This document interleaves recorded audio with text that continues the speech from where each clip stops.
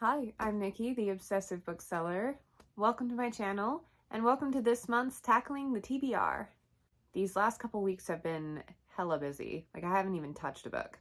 And so I'm anticipating that the next few weeks ahead of me are going to be equally busy. So I am adjusting my TBR accordingly, and it's actually quite conservative this month. Conservative for me. I still overreach, but first thing I've got going on is House of Chains by Steven Erikson. I'm about 30% through after an entire month worth of reading.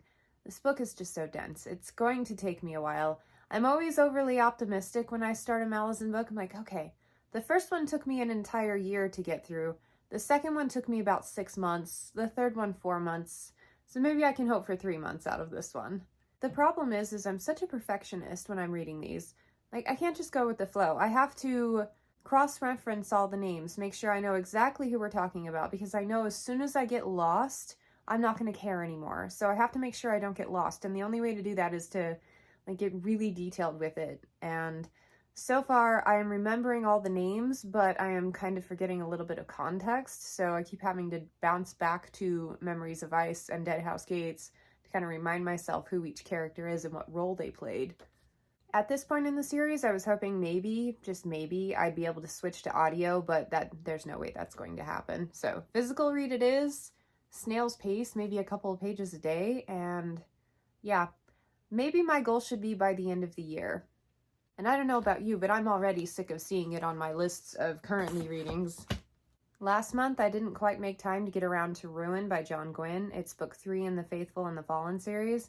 And I'm loving this one. This one I'm hanging on to, clutching, because I know it's going to be good. I just have to make the time. And actually, of all the things I've been reading lately, I haven't read any really rich, robust fantasy novels, so I am very much in the mood to pick this up sometime soon.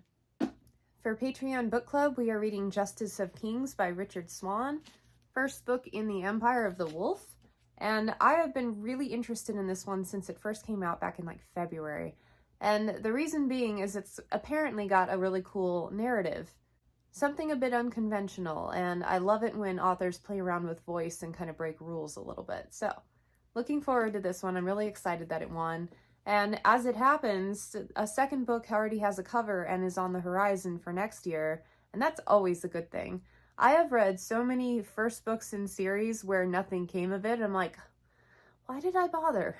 So it is nice to know that the author is actively working on subsequent books. Per Reed Byrne Horde, I am still working my way through Howl's Moving Castle by Diane Wynne Jones. And by still making my way through, I mean it's been on my list for a while, but I've only been actively reading it for 3 days. But so far so good. Kind of lacking an external plot for me a little bit. It's more about a day in the life. And so just a knee-jerk initial reaction is if you really like cozy fantasy stuff, like Legends and Lattes, like House on the Cerulean Sea, this would be kind of more your jam. It's very much about the characters. Up to this point in the book, don't know what it's about. I don't know where we're going. I don't know what the resolution is going to be, and I kind of like that. So once I finish this, I will be diving into the movie to see how they compare. And this is a 2-in-1, so it has Howl's Moving Castle and then Castle in the Air. And upon researching, there are actually 3 books in the series. So I might try to burn through all 3 this month, just so I don't have it outstanding. Because I have a feeling if I put it down, I probably won't pick it up again for a really long time. But so far, so good.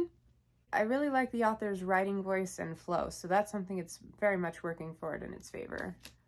I also plan on picking up a couple of books for Project Urban Fantasy. Kind of got a few things going with that. And additionally, I want to make more progress on my incomplete series challenge, but I don't want my whole reading life to revolve around that because it very well could. In fact, I did the math and it would probably take me a good 6 months if I only focused on incomplete series to wrap everything up. And, I want to read new releases, I want to read books, new books, book club books, so many more things than just finishing series. So I decided to, instead of focusing really heavily on that, to pick one series to focus on trying to wrap up per month and just working on that one. I mean, organically, I'm already reading some things that I really want to continue, like Ruin.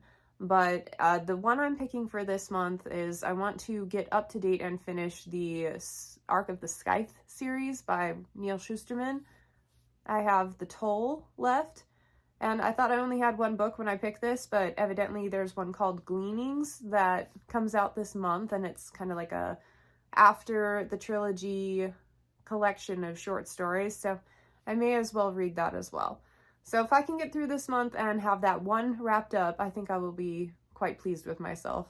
And of course, wrapping up Howl's Moving Castle by finishing that one, that's a given. And I've been feeling the itch to start exploring some new upcoming titles, so I requested and got approved for Untethered Sky by Fonda Lee. And I just read the first couple of sentences of the excerpt, and I thought, oh, this story is for me. I am really excited to dive into it. It's novella length, like 150 pages, and it just seems like that breath of fresh air that I will need to keep me motivated with House of Chains. Gotta kind of splice it up a little bit because I'm getting kind of sick of having to concentrate so hard, especially since things have been so busy. And nonfiction-wise, now, when I'm so busy, picking up a productivity book is probably not the best idea because I can't actually implement anything right now. I've got way too much going on. But I really want to read Atomic Habits, and I have it on hold at my library, so if it becomes available this month, I will probably dive into it just because I find stuff like that so fascinating. Over the last 2 years, I've read more nonfiction than I have in my entire life combined. So I've found my niche of things that really interest me. I love productivity books, organization books, kind of simplifying life types of things, and I'm just consuming as much content as possible. I'm really loving it.